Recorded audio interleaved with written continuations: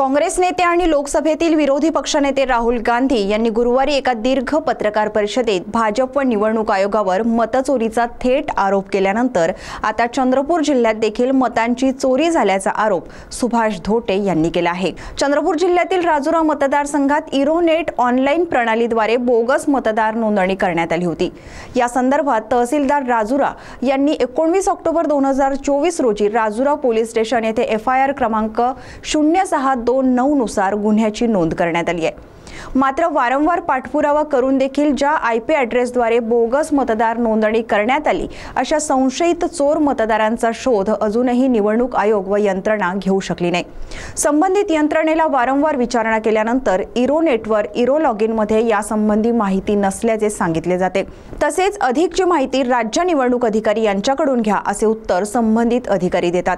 ही उडवाउडवीची उत्तरे ही राजुरा येथे मतांची चोरी झाली हे उघड सत्य असल्याचा आरोप माजी आमदार तथा काँग्रेस जिल्हाध्यक्ष सुभाष धोटे यांनी केला आहे।